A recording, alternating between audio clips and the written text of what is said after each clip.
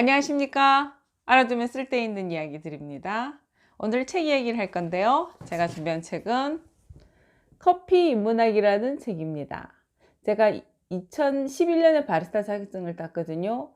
그때부터 커피에 대해서 공부를 하고 강의를 듣고 찾게 됐죠. 아는 만큼 보인다 그러죠. 커피를 좋아하니까 커피에 대한 여러 가지들이 궁금했었고 알고 싶었죠.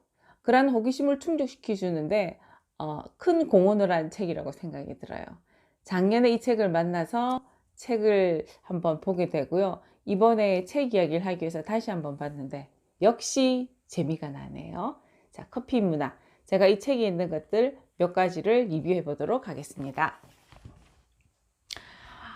작년 2018년 우리 성인들이 1년 동안 마신 커피량이요.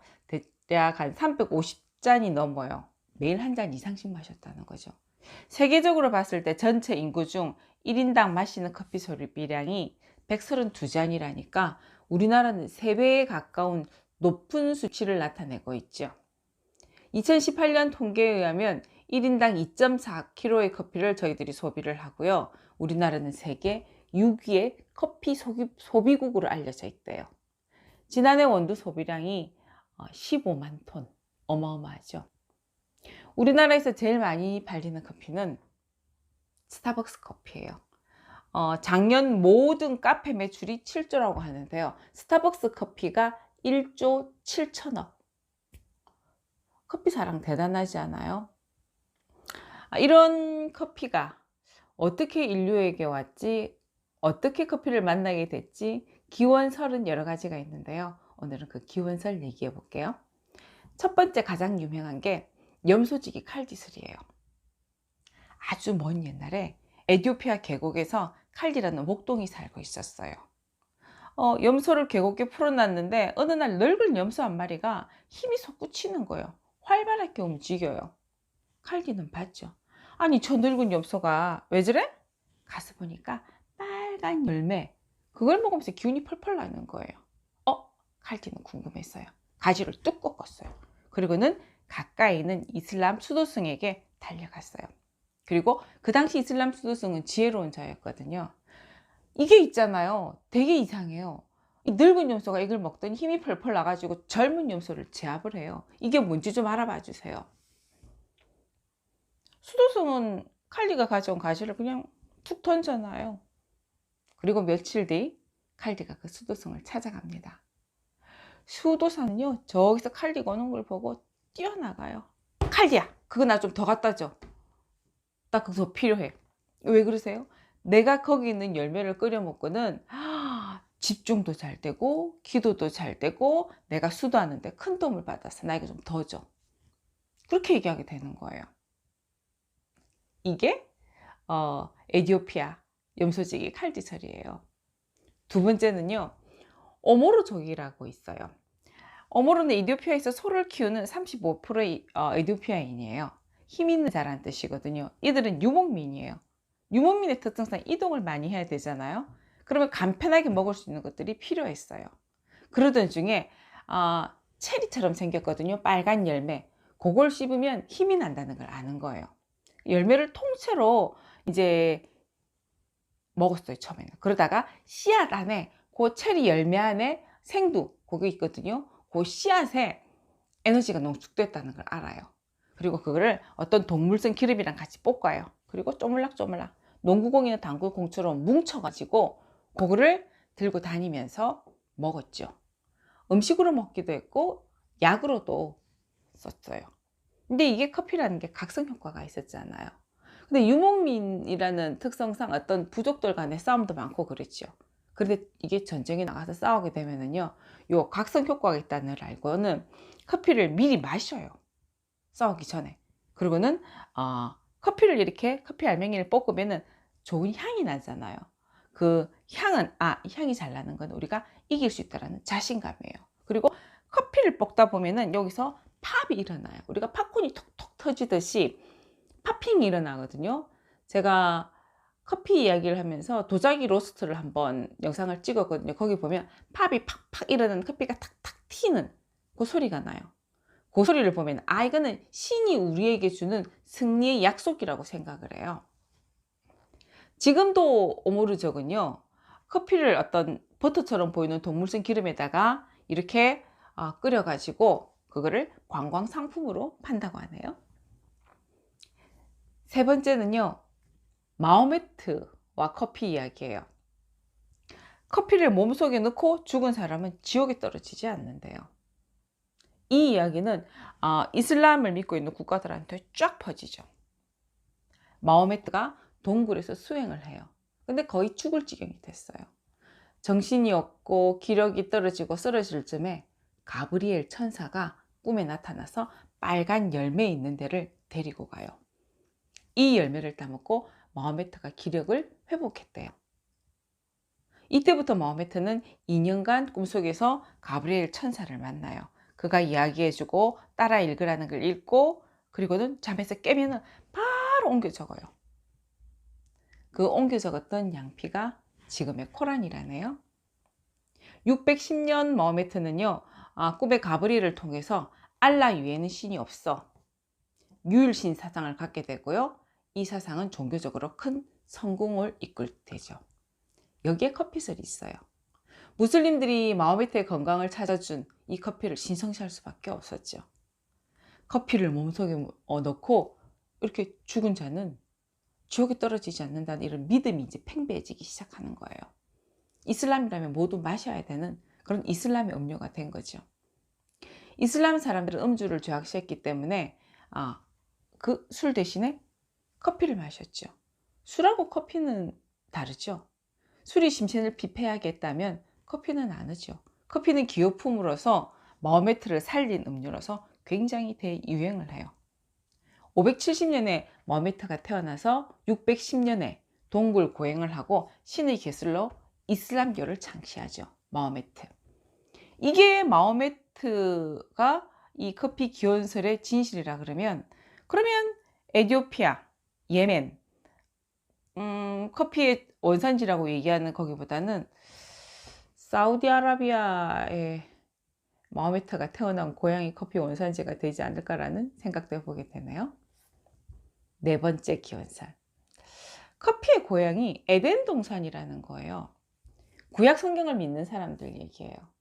에덴 동산에는 이미 커피 나무가 있었다는 거예요. 성경에 보면 생명을 알게 하는 나무, 선악을 알게 하는 나무.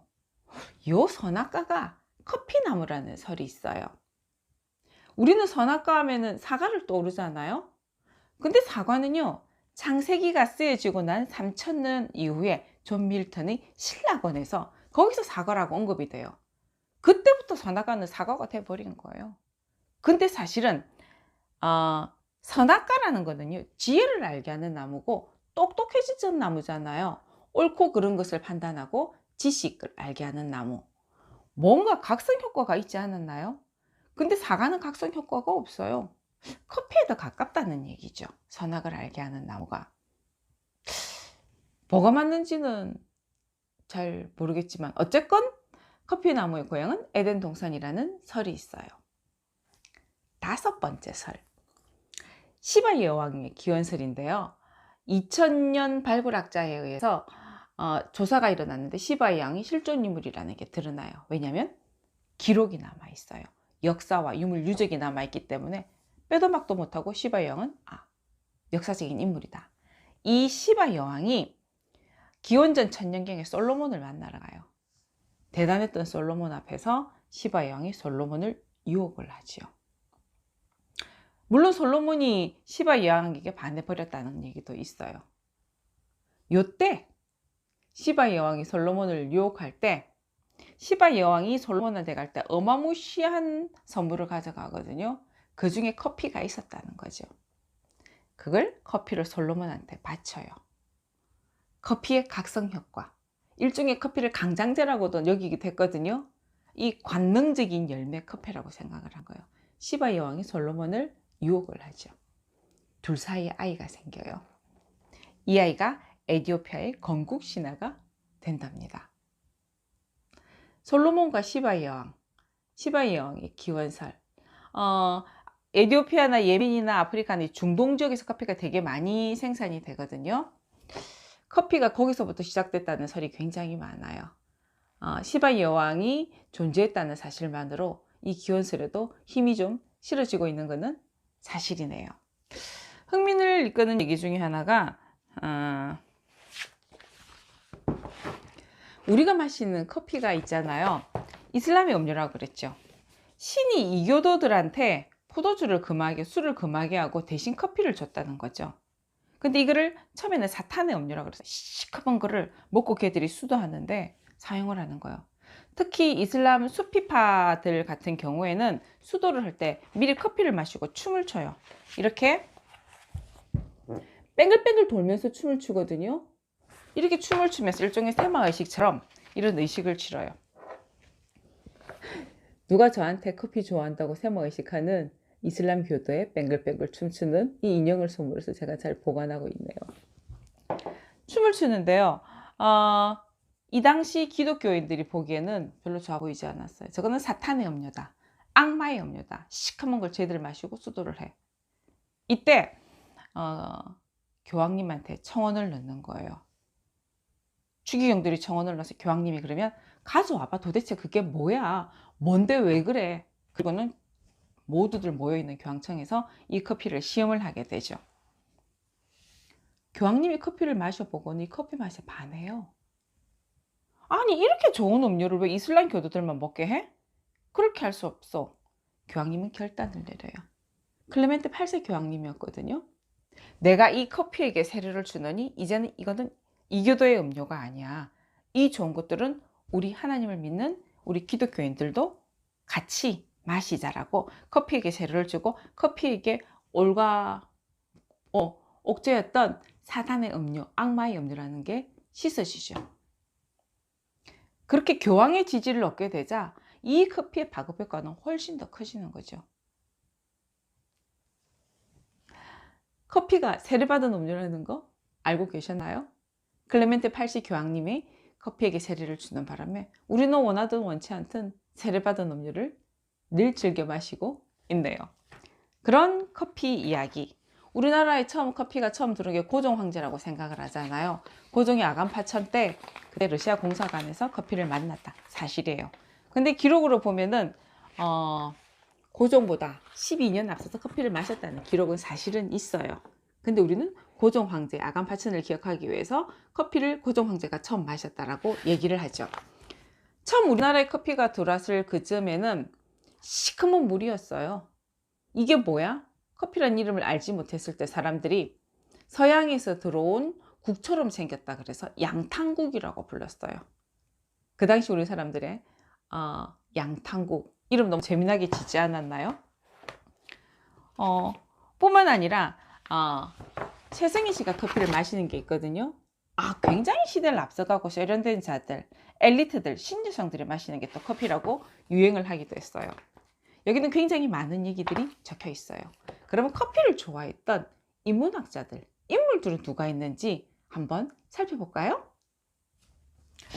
커피를 사랑하고 좋아했던 인문학자들, 예술가들 굉장히 많거든요.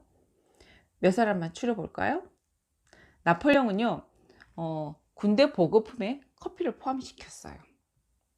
발자크는요, 하루에 50잔 이상의 커피를 마시면서 작품을 썼는데요. 100권이 넘는 소설 작품이 있죠. 그리고 루소는 아침에 연인과 함께 우유에 커피를 타서 마시면서 산책을 했고요. 슈베르트의 재산 목록으로는 커피 그라인더였답니다. 루즈벨트 대통령은 하루에 3.8리터의 커피를 마셨는데요. 아들이 놀려요. 아빠 커피는 욕조보다 더 크다고 어마어마하게 마셨죠. 베토벤은 아침에 눈을 뜨면 60알의 원두를 하나, 둘, 셋, 넷 세요. 그리고 그거를 내려서 마셨죠. 바흐는 커피 칸타타를 만들어요. 괴테는요, 하루 20-30잔의 커피를 마시면서 작품 활동을 했는데요. 커피를 마시면 몸에 안 좋아. 괴테요, 83살까지 장수를 했답니다. 우리나라 이상 시인은 커피를 사랑해서 제비다방이라는 다방을 열었어요. 그 당시 다방이라는 것, 커피라는 거는 커피라는 문화도 있지만은 어떤 구습을 타파하고 그리고 부정과 압력에 대해서 저항하는 시인, 지식인의 모습을 담았다는 얘기. 하나하나 제가 다 언급을 할 수는 없지만 책을 통해서 여러분들이 다시 한번 만나봤으면 좋겠다는 생각이 드네요. 아는 만큼 보이거든요. 우리가 즐겨 마시는 커피 문학이란 책을 통해서 좀 더 깊이 있게 알아가는 시간들 가져봤으면 좋겠네요. 이 책 제가 권해드린답니다. 자, 제 영상이 마음에 드셨다면 구독, 좋아요, 알람 설정 부탁해요. 자, 다음번에 또 다른 책으로 여러분들 만날게요. 감사합니다.